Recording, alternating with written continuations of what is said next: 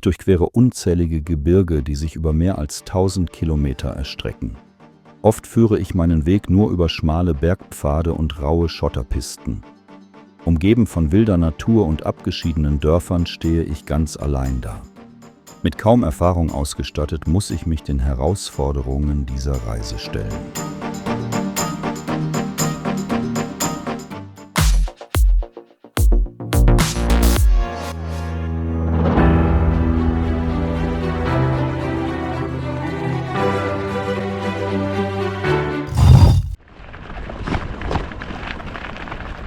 Warum nur haben sie die äußerste Reihe des Maisfeldes mit Folie umwickelt?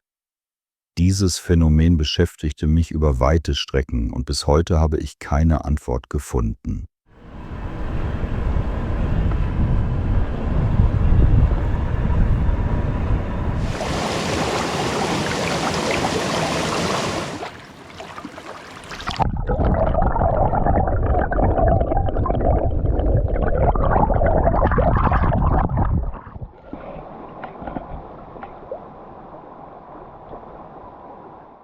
Der Weg führte wieder bergauf und die Schotterpiste machte die Fahrt, besonders bergauf, zunehmend beschwerlicher.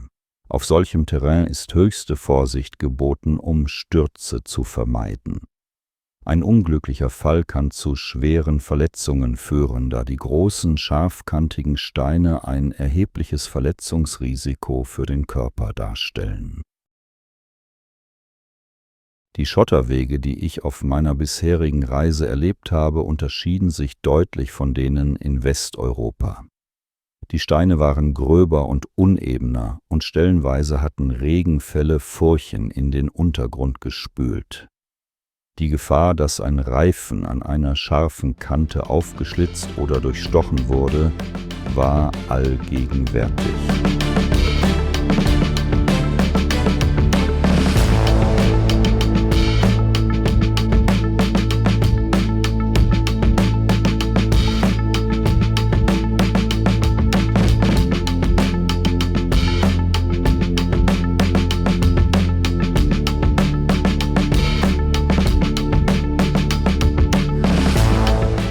Schließlich erreichte ich den höchsten Punkt, 900 Meter über dem Meeresspiegel. Der Ort, der auf Google Maps nur wenige Häuser auf beiden Seiten des Hügels zeigte, entpuppte sich in Wirklichkeit als etwas größer. Zeit für eine Pause. Die kleine Tankstelle, die auch ein Café betrieb, bot die perfekte Gelegenheit. Ich stärkte mich mit einem Getränk und lud meinen Akku vorsichtshalber auf. Lieber etwas mehr Energie als zu wenig.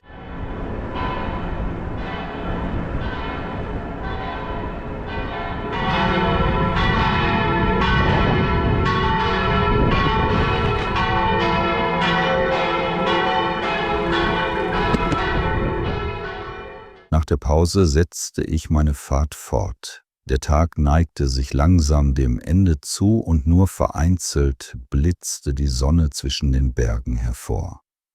Ich wollte mein Ziel unbedingt noch im Hellen erreichen. Was mir besonders gefiel, war der spärliche Verkehr auf der Straße. Nicht der Verkehr an sich störte mich, sondern der Lärm und die Abgase. Fast hatte ich mein Ziel erreicht, nur noch wenige Kilometer lagen vor mir. Doch dann die Ernüchterung. Das Hotel, in dem ich reserviert hatte, wies mich an der Rezeption ab. Nicht zum ersten Mal passierte mir das, aber glücklicherweise gab es noch 2 weitere Hotels im Ort. Auch im zweiten Hotel waren alle Zimmer belegt, doch im dritten hatte ich endlich Glück und bekam ein Zimmer.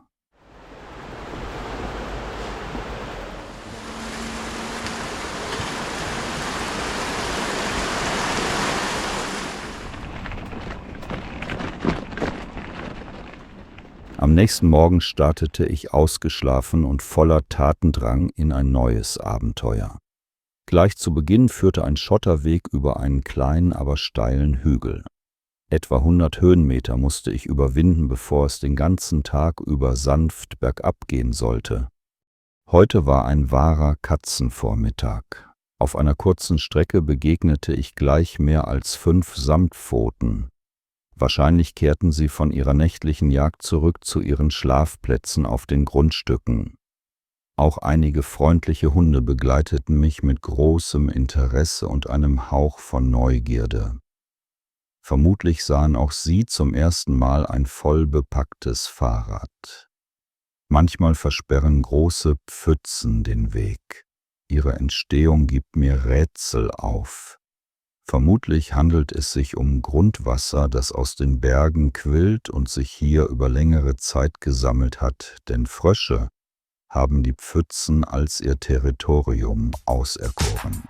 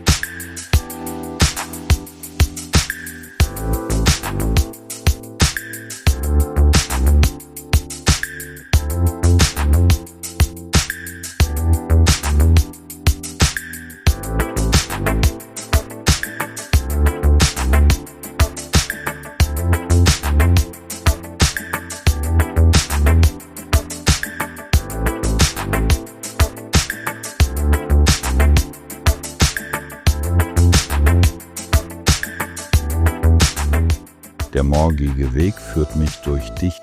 Die Sauberkeit und Ordnung in den Wohngebieten ist jedoch bemerkenswert und bestätigt erneut den positiven Eindruck, den ich von dieser Region habe.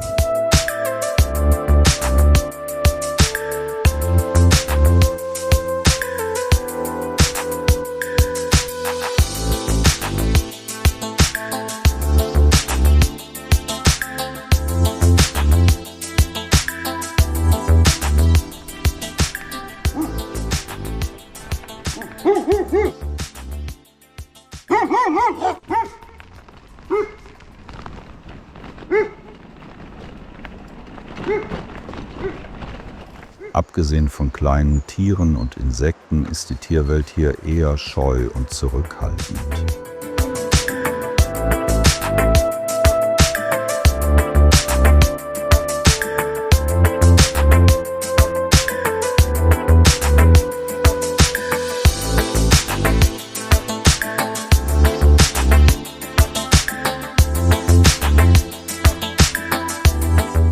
Wild gewachsene Bäume und Sträucher bieten nicht nur Lebensraum für Tiere, Insekten und Vögel, sondern bilden auch einen grünen Korridor für mich. Stellenweise spenden sie mir wohltuenden Schatten und schützen mich vor der direkten Sonneneinstrahlung.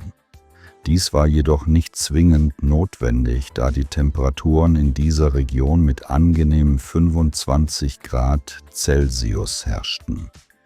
Lediglich am Nachmittag könnten die Temperaturen in der Spitze auf etwa 28 Grad Celsius ansteigen.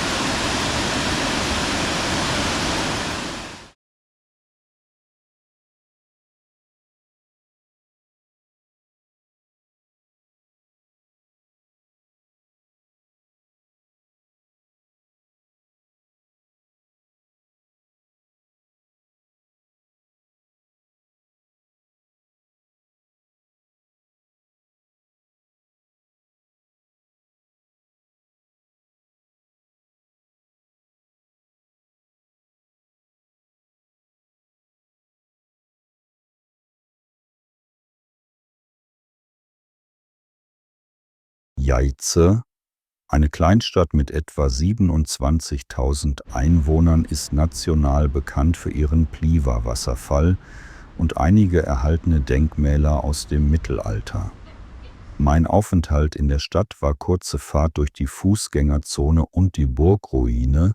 Schon hatte ich Jaize wieder hinter mir gelassen. Wassermühlen an der Pliva.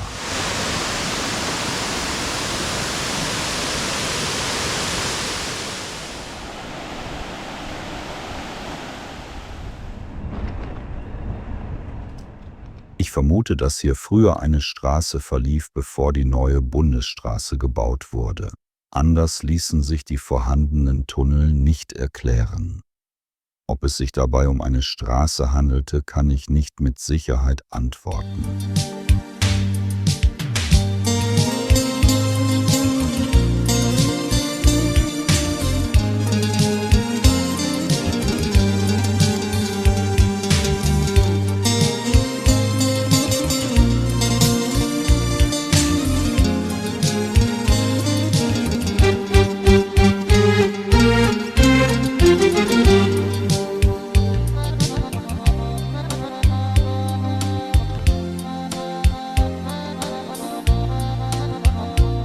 Zur Abwechslung folgte ich zeitweise verkehrsarmen Abschnitten der Bundesstraße. Wie bereits erwähnt, ist die Gegend recht dicht besiedelt und zahlreiche Dörfer sorgten dafür, dass keine Langeweile aufkam. Ich erregte nicht nur die Aufmerksamkeit der Menschen, sondern auch die der Haustiere. Sogar Kühe und Hühner verfolgten mich mit neugierigen Blicken. Auch die Landschaft veränderte sich allmählich. Die Berge wurden dichter und höher.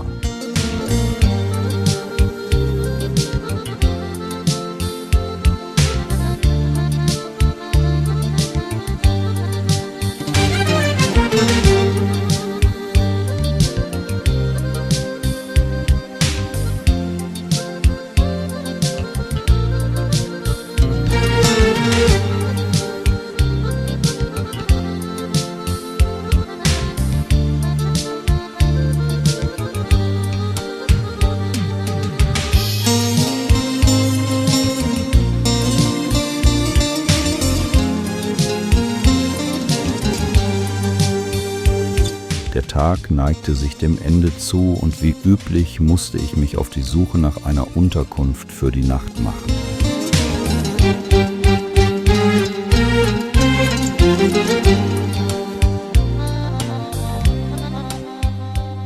Meine Unterkunft für diese Nacht war ein spontaner Fund. Beim Kauf einer Wassermelone am Straßenrand entdeckte ich ein Schild und entschied mich, hier zu übernachten. Und es war eine angenehme Überraschung. Schöne, kleine Fertighäuser dienten als gemütliche Hotelzimmer, ausgestattet mit einer praktischen Einbauküche. Zudem gab es ein einladendes Bistro, Café, Restaurant im Freien sowie einen Pool.